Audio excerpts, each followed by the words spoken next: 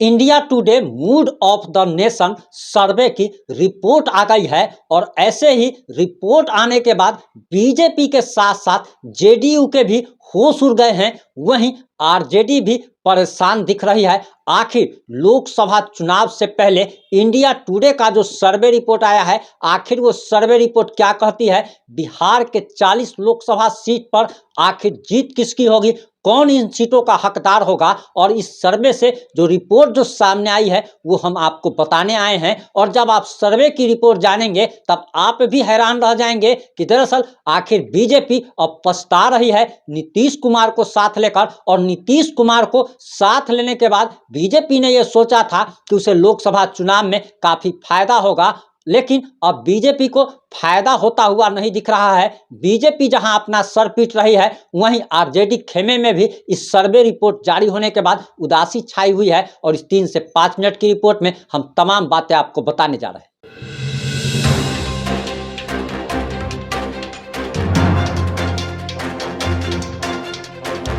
नमस्कार, मैं प्रिंस कुमार सिंह और आप देख रहे हैं पॉजिटिव इंडिया। अगर अभी तक आपने चैनल को सब्सक्राइब नहीं किया है और हमारे फेसबुक पेज को फॉलो नहीं किया है तो अभी कर लीजिए। और जो लोग ऑलरेडी कर चुके हैं उन तमाम लोग को सहृदय धन्यवाद। अब वापस आते हैं अपनी खबर पर। दरअसल बिहार में लोकसभा चुनाव से पहले India today mood off the nation सर्वे की रिपोर्ट आ गई है। और इस रिपोर्ट के आने के बाद बीजेपी जो है वो पागलों की तरह घूम रही है। अब उसकी स्थिति ऐसी है कि उसे ना आगे बढ़ते हुए बन रहा है, ना पीछे जो है सो बढ़ते हुए बन रहा है। और ऐसी स्थिति इसीलिए आई है क्योंकि पलटू राम कहे जाने वाले मुख्यमंत्री नीतीश कुमार को बीजेपी ने इसीलिए साथ लिया था क्योंकि उसे लगा था कि अगर वह उसे अपने साथ लेती है तो लोकसभा चुनाव में उसे उसका फायदा होगा। और इसीलिए बीजेपी ने जिसके लिए दरवाजे खिड़की बंद कर लिए थे उसी को वापस ले लिया। और नीतीश कुमार को भी यह आभास हो गया था कि इंडिया गठबंधन में रहने से उनकी जो प्रदर्शन था 2014 का या 2019 का, वो प्रदर्शन वो रिपीट नहीं कर पाएंगे। इसी कारण नीतीश कुमार भी बीजेपी के साथ चले गए। हालांकि नीतीश कुमार ने कहा था कि मर जाऊंगा, मिट जाऊंगा, मिट्टी में मिल जाऊंगा, लेकिन कभी बीजेपी के साथ नहीं जाऊंगा। जाना कबूल है, उनके साथ जाना हमको कभी कबूल नहीं है, ये अच्छी तरह जान लीजिए। गृह मंत्री अमित शाह ने भी कहा था कि नीतीश कुमार के लिए हमारे खिड़की दरवाजे सब बंद हैं, लेकिन लगता है कि उन्होंने कोई भुरकी जो है सो होल खाली छोड़ रखा था। नीतीश बाबू को फिर से भाजपा एनडीए में लेगी तो मैं बिहार की जनता को स्पष्ट कह देना चाहता हूं और लल्लन बाबू को भी स्पष्ट कहना चाहता हूं, आप लोगों के लिए भाजपा के दरवाजे हमेशा के लिए बंद हो चुके हैं। हालांकि हम सर्वे रिपोर्ट पर चर्चा करने के लिए आए हैं। जब बिहार के लोगों से यह सवाल पूछा गया कि नीतीश कुमार ने किन कारणों से इंडिया गठबंधन का साथ छोड़ दिया और वे एनडीए में शामिल हो गए, इस पर लोगों ने जो जवाब दिया है वो काफी हैरान कर देने वाला है। आपको बताते चले कि 44% लोगों ने कहा कि नीतीश कुमार अपने पलटू चरित्र के कारण इंडिया गठबंधन का साथ छोड़कर एनडीए में आ गए। यानी कि 44% बिहार के लोग ये मानते हैं कि नीतीश कुमार अपने पलटी मारने का जो उनका आदत है उसी के कारण वह इंडिया गठबंधन से अलग हुए हैं। वहीं 21% लोगों का कहना है कि इंडिया गठबंधन छोड़ने के पीछे कांग्रेस का हाथ है। यानी कि कहीं ना कहीं 21% लोगों ने कांग्रेस को इसका जिम्मेदार ठहराया है कि 21% लोगों का कहना है कि कांग्रेस के कारण नीतीश कुमार इंडिया गठबंधन छोड़कर एनडीए में शामिल हो गए। वहीं आपको बताते चले कि 13% लोगों ने कहा कि राष्ट्रीय जनता दल के कारण नीतीश कुमार एनडीए में शामिल हुए, इंडिया गठबंधन से अलग हो गए।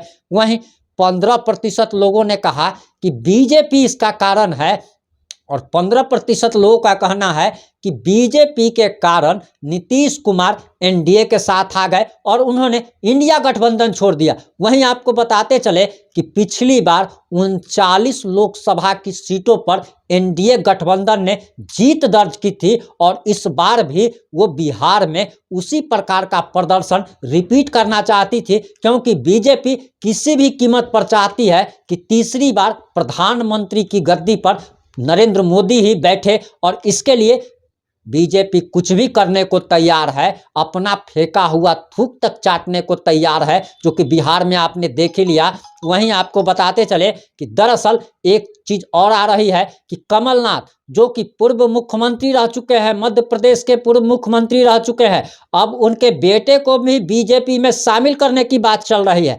लेकिन हम बात कर रहे थे सर्वे रिपोर्ट पर, तो India today mood off the nation सर्वे की जो रिपोर्ट आई है, उसमें जो रुझान आया है, लोगों ने जो जानकारी दी है, उसे जरा जान लीजिए। उसमें लोकसभा की 40 सीटों में से 17 सीटें जहां बीजेपी को जाती हुई दिख रही है, वहीं 15 सीटें बीजेपी गठबंधन के अन्य सहयोगी दलों को जाती हुई दिख रही है, वहीं 7 पर आरजेडी और लेफ्ट सिमटती हुई दिखाई दे रही है, और 1 सीट कांग्रेस को मिल रही है और 0 सीट अदर्स को मिल रही है। अब आप जरा ये जान लीजिए कि आपको बताते चले कि अभी बिहार में बीजेपी के 16 सांसद है, अभी बिहार में बीजेपी के 16 सांसद है, जहां बीजेपी का 1 सीट अपना पर्सनल बढ़ता हुआ दिख रहा है। वहीं सहयोगी दलों की अगर बात की जाए तो आपको बताते चले कि सहयोगी दलों की सीटें घटती हुई नजर आ रही है, और नीतीश कुमार को साथ लाना बीजेपी को कहीं से भी फायदा होता हुआ नहीं दिख रहा है।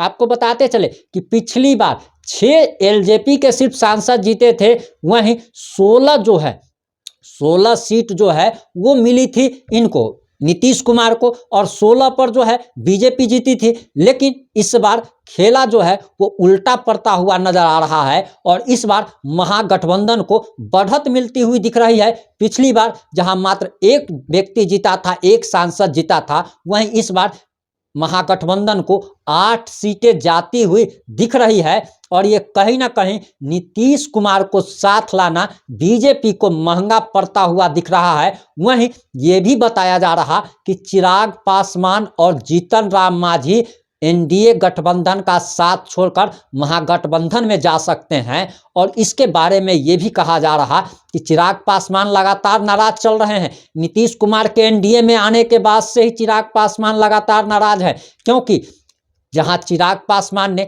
अपने लिए 6 लोकसभा की सीटें और 1 राज्यसभा की सीटें मांगी है, वहीं नीतीश कुमार एनडीए में शामिल होते हैं तो 15 से 16 सीटें जहां नीतीश कुमार को चली जाएगी, वहीं 20 सीटों पर बीजेपी खुद चुनाव लड़ना चाहती है। अब बचता है मात्र 3 सीट, तो मात्र 3 सीट में उपेंद्र कुशवाहा आ गए, पशुपति पारस आ गए, जीतन राम मांझी, चिराग पासवान, आखिर 3 सीटों में कैसे बंटवारा होगा। और चिराग पासवान इस बार खेला करने के मूड में नजर आ रहा है। ऐसा लग रहा है कि अगर चिराग पासवान की बात अगर नहीं मानी गई तो चिराग पासवान खेला कर देंगे। चिराग पासवान के चाचा को, पशुपति पारस को केंद्रीय मंत्री बनाया गया, चिराग पासवान को केंद्र में भी मंत्री पद नहीं दिया गया, उनका सरकारी आवास तक खाली करवा लिया गया था, जिस आवास में वो पले बढ़े थे, और वर्षों से रामविलास पासवान के नाम पर अलॉट था। लेकिन रामविलास पासवान के स्वर्गवास होने के बाद उनका आवास भी खाली करा लिया जाता है, उनकी पार्टी को तोड़ दिया जाता है। लेकिन चिराग पासवान